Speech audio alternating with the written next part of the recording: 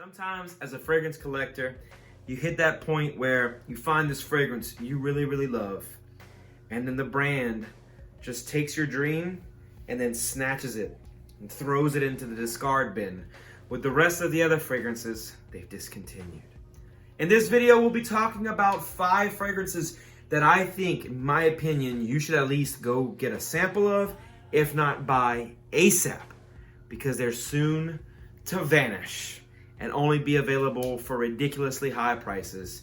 Some of these are already unavailable from the websites or retailers, but some of these you can still find. So if you can, go get them now. Stay tuned.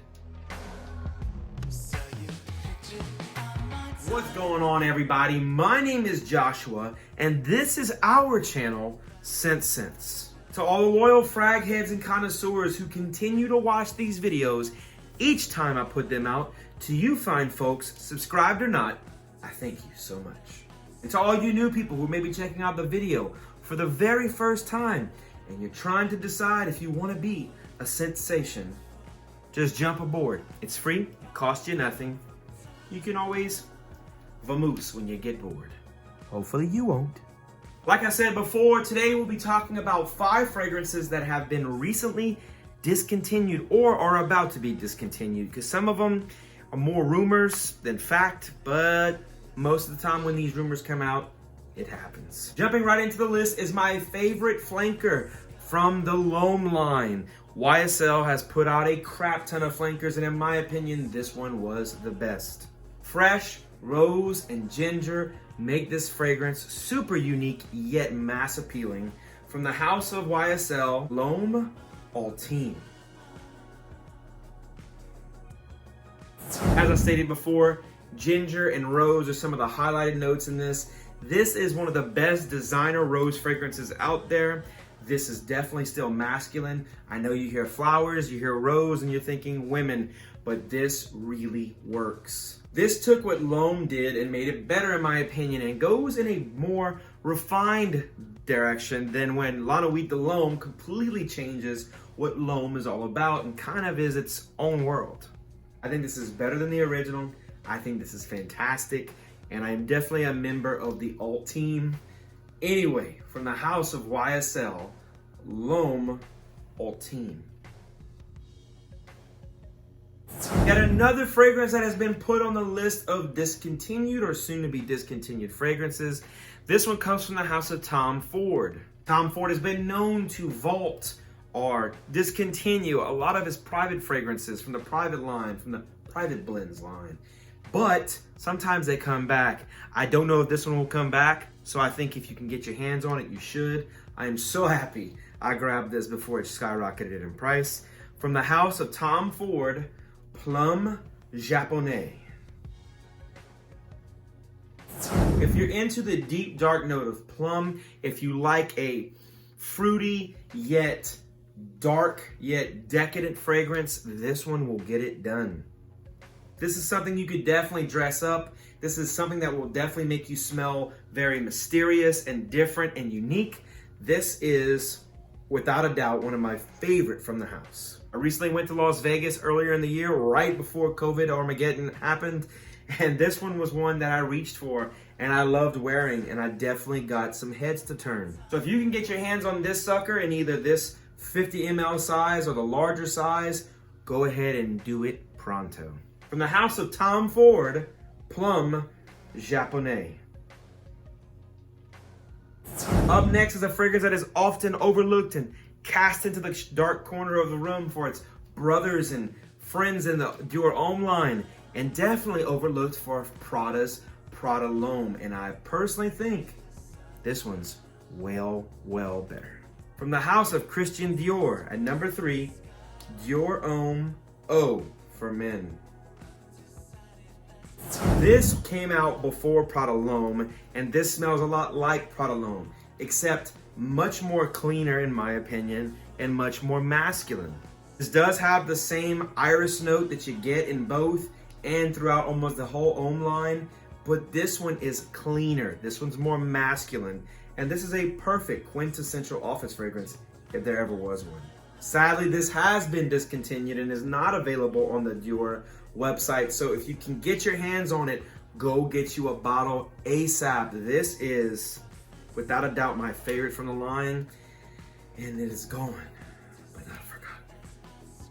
From the house of Christian Dior, at number 3, Dior O for men. At number 2 is a fragrance that came out on the tail end of masculine fragrances, on powerhouse fragrances. This one was the originator of a line of 2 fragrances from Versace, and I think this one is just as good, if not better, than the first one. Doesn't smell like it, but just as worthy of being worn. From the house of Versace at number 2, Versace's Man.